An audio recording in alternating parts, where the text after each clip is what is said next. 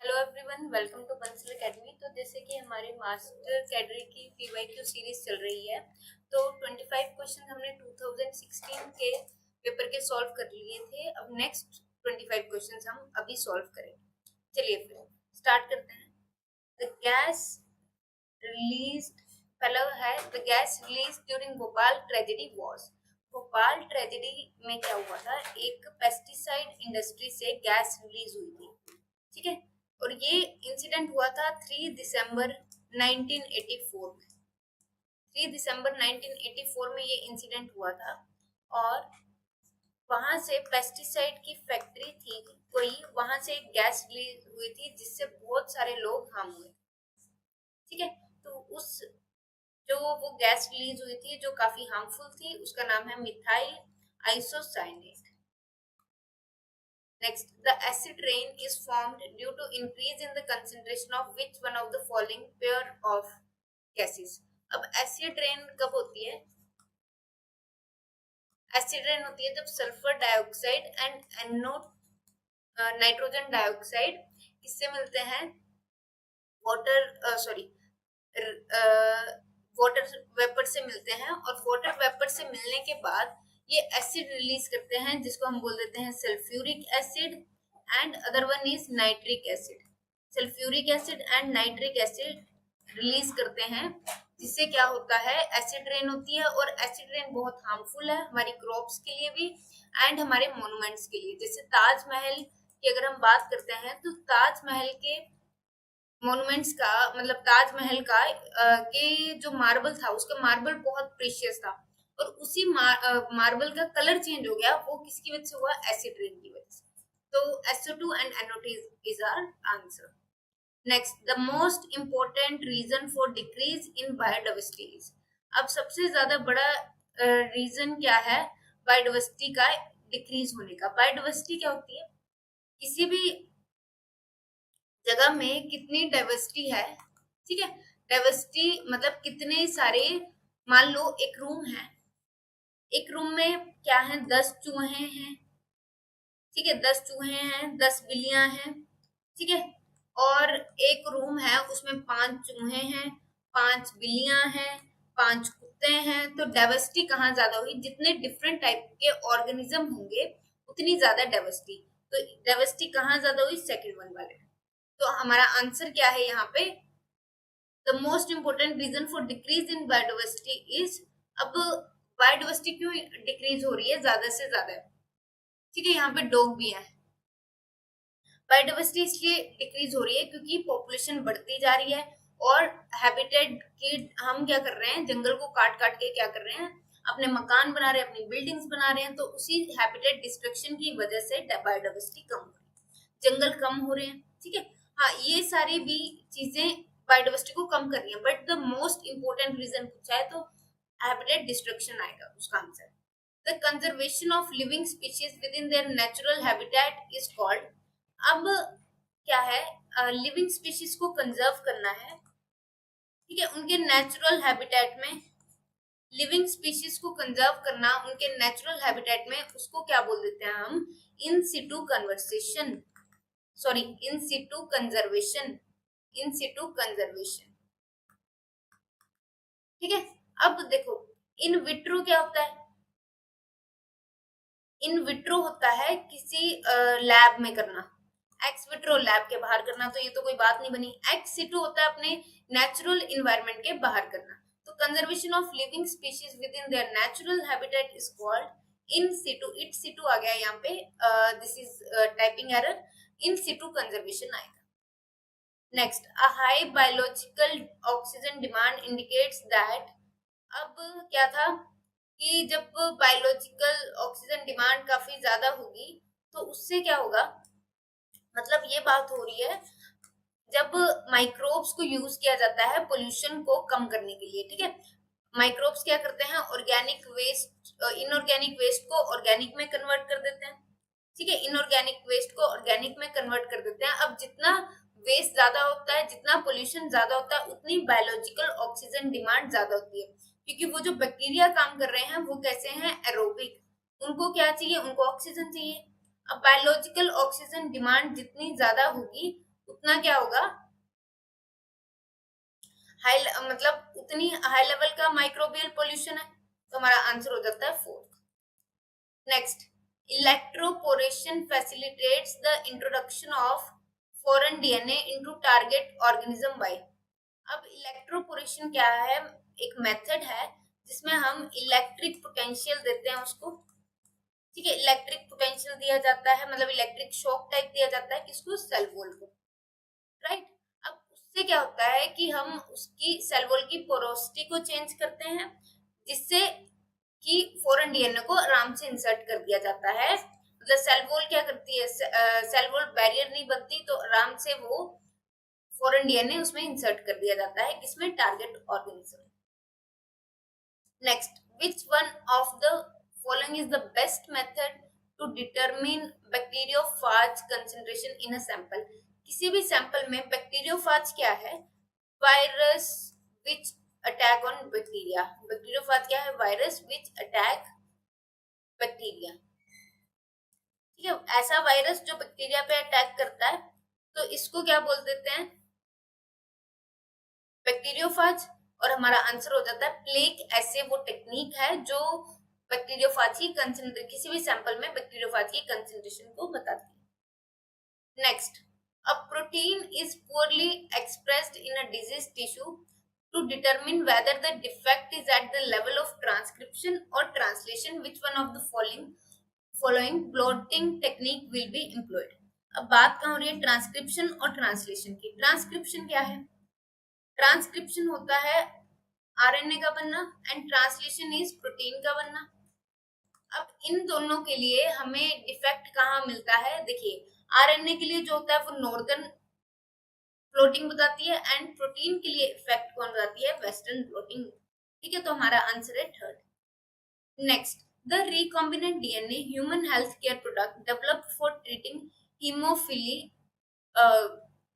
Haemophilic is, अब hemophilic related होती है ब्लड से। ब्लड में क्या होता है कि जो क्लोटिंग फैक्टर होता है वो नहीं होता, मतलब ब्लड हमारा जमता नहीं है, बहता रहता है, अगर कोई कट वगैरह लग गया, कोई इंजरी वगैरह हो, तो उसके लिए जो रिकॉम्बिनेंट डीएनए बनाया गया है इसको ट्रीट करने के लिए, वो है कोएगुलेशन फैक्टर 9, कोएगुलेशन फैक्टर 9, ठीक है, done. Next, the modification of exogenous compounds by plant cells during their culture is known as. अब कुछ बाहर के कंपाउंड्स होते हैं जिनको प्लांट कल्चर में क्या किया जाता है, मॉडिफाई किया जाता है with the help of catalyst, catalyst की हेल्प से वो किया जाता है, तो उसी को क्या बोल देते हैं, bio transformation.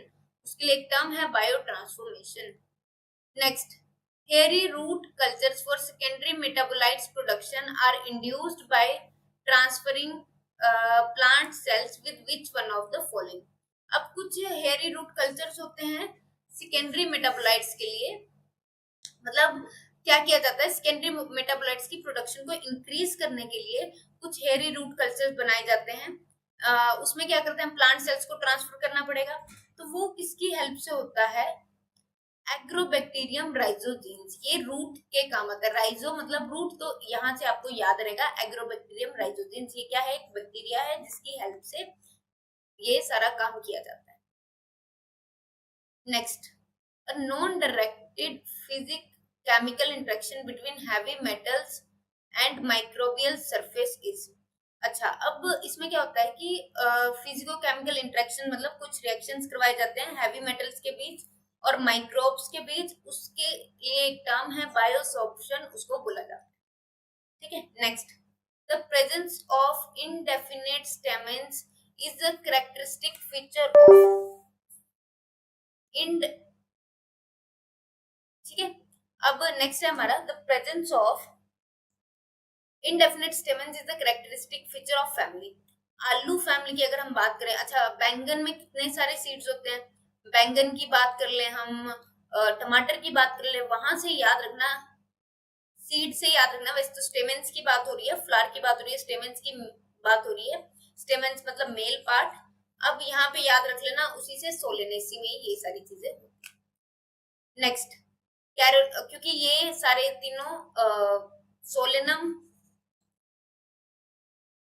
Tuberosum, solanum lycopersicum, solanum, melongena, ये सारे इसी में आते हैं। तो सोलेनम सोलेनेसी फैमिली को बिलोंग करते हैं, तो हमारा आंसर है solanaceae. Next, Carolus Linnaeus is credited with introducing. अच्छा, कैरोलस लिनियस ने क्या किया था? बाइनोमियल नोमेनक्लेचर को इंट्रोड्यूस किया था। बाइनोमियल नोमेनक्लेचर है क्या?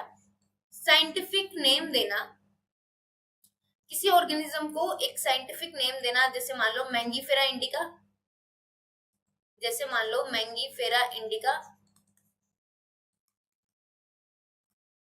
ठीक है। अब मैंगीफेरा इंडिका क्या है? मैंगो है, ठीक है। मैंगो की हम बात कर रहे हैं, तो मैंगो में क्या होता है?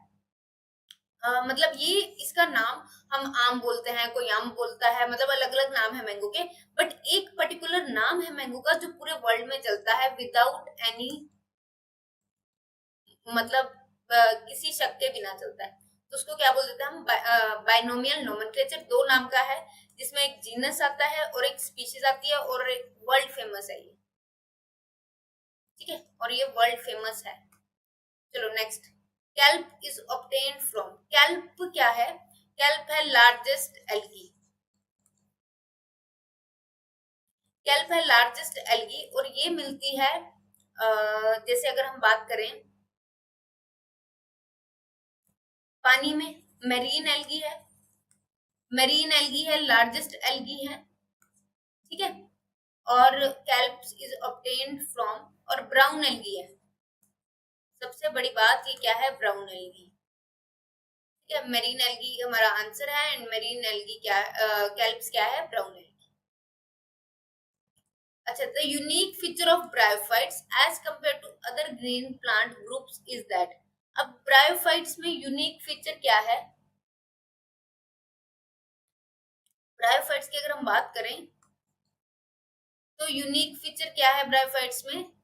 कि उसमें जो स्पोरोफाइट है वो गेमिटोफाइट पे डिपेंडेंट है। स्पोरोफाइट कैसा है? पैरासिटिक, ठीक है, एंड डिपेंडेंट अपॉन गेमिटोफाइट, ठीक है। गेमिटोफाइट पे अटैच्ड है, जैसे ये बात कर रहे हैं हम गेमिटोफाइट की, तो स्पोरोफाइट इस तरह से लगा हुआ है गेमिटोफाइट पे, ठीक है।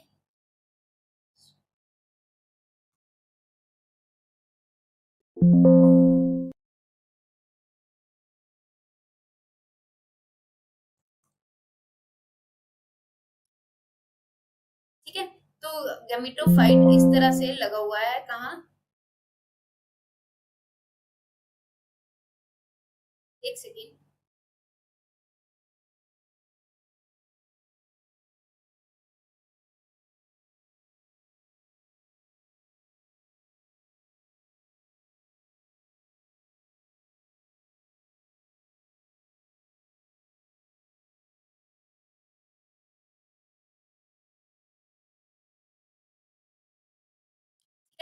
तो स्पोरोफाइट इस तरह से लगा हुआ है गेमिटोफाइट पे, और पैरासिटिक है क्योंकि डिपेंडेंट अपॉन गेमिटोफाइट, पैरासिटिक है और डिपेंडेंट अपॉन गेमिटोफाइट, ठीक है। Sporophytic is dependent upon gametophyte. ये स्पोरोफाइट बॉडी है, और ये क्या है? गेमिटोफाइट, मतलब इस तरह से होता है, यहाँ पे लीव्स होंगी, ठीक है, ये गेमिटोफिटिक बॉडी है। बात कर रही हूँ ब्रायोफाइट की, और ये स्पोरोफाइट है, ये स्पोरोफाइट है। स्पोरोफाइट के तीन पार्ट हैं, फुट, सिटा एंड कैप्सूल, तीन पार्ट हैं स्पोरोफाइट।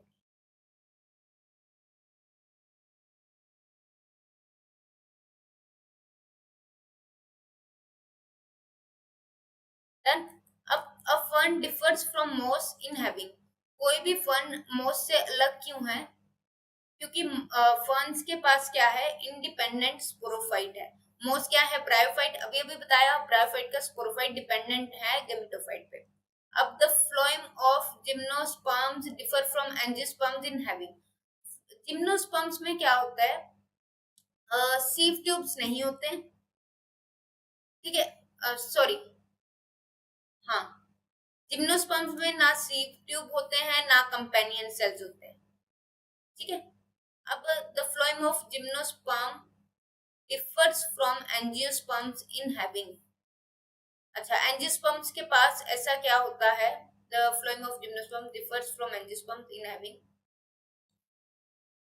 पेरेन्काइमा दोनों में होता है। चलो मैं इसको देखती हूँ, इस क्वेश्चन को। No companion cells, companion cells gymnosperms में नहीं होते हैं, एंजियोस्पर्म्स में होते हैं। सीव ट्यूब्स एंजियोस्पर्म में होती हैं।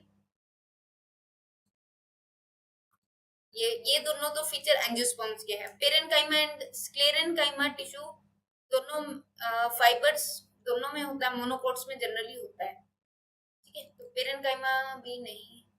चलो देखते हैं इसको। Which of the following feature distinguish a monocot plant from a dicot plant? Venation का फर्क होता है मोनोकोट एंड डाइकोट में। मोनोकोट की वेनेशन कैसी होती है? पैरेलल। डाइकोट की कैसी होती है? डाइकोट की कैसी होती है? रेटिकुलेट।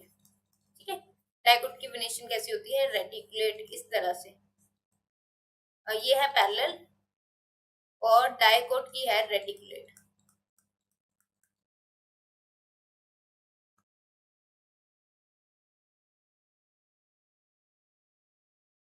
ठीक है, इस तरह से नेटवर्क लाइक। तो हमारा आंसर क्या है? Venation. Next, hypanthodium is a characteristic feature of. Hypanthodium में क्या होता है? इस तरह से फ्रूट होता है। ठीक है, और फ्रूट के आसपास क्या है? हाइपेंथोडियम है, एक मॉडिफिकेशन है, और ये जनरली फिग फ्रूट्स में मिलता है। ये जनरली किस में मिलता है? फिग फ्रूट्स में। इस तरह से कुछ होता है ये। ठीक है, फिग फ्रूट्स का फीचर है और फाइकस का भी फीचर है। ठीक है, और किसका फीचर है? फाइकस का। Next, which of the following gives rise to cork tissue. तो कोर्क टिश्यू को कौन राइज करता है? फेलोजन। फेलोजन आंसर है कोर्क टिश्यू को जो बनाता है। ठीक है, next, the Casparian strips are present in. Casparian strips किसमें प्रेजेंट होती है? कैस्पेरियन स्ट्रिप्स होती क्या है? एक स्ट्रिप्स होती हैं जो सुबेरिन की बनी होती हैं। सुबेरिन की बनी होती हैं ये स्ट्रिप्स हैं जो सुबेरिन की बनी है। ठीक है, सुबेरिन की बनी है और ये वाटर इम्परमिएबल है। वाटर इम्परमिएबल है और किसमें होती है? ये एंडोडर्मिस में होती है। ठीक है, next, a bisexual flower which remains closed throughout its lifespan। Close से याद रखना, क्लोज को क्लाइस्टोगेमस बोलते हैं और ओपन को क्या बोलते हैं? चाज्मोगेमस। ओपन को क्या बोल देते हैं? चाज्मोगेमस, और क्लोज फ्लावर को क्या बोल देते हैं? क्लाइस्टोगेमस। ठीक है, next, castor oil is obtained from which of the following plant seeds. Castor oil की बात करें तो रिसिनस कम्युनिस वो प्लांट है जिसमें से हमें कैस्टर ऑयल मिलता है। Clear? Next, when an embryo develops from a cell of an embryo sac other than egg. Egg से नहीं बना है एम्ब्रियो, बाकी किसी सेल से बना है, तो उस कंडीशन को बोल दिया जाता है एपोस्पोरी। पार्थिनोकार्पी हमें पता है, जैसे केले का फ्रूट वो बिना फर्टिलाइजेशन के बनता है। पार्थिनोजेनेसिस बिना ये भी इसी का पार्ट होता है, बिना सीड के बनना कुछ भी। और एपोगेमी अलग होता है थोड़ा, गैमीट का फॉर्मेशन होता है इसमें। तो एपोस्पोरी हमारा आंसर होता है। चलिए फिर मिलते हैं नेक्स्ट वीडियो में। Thank you.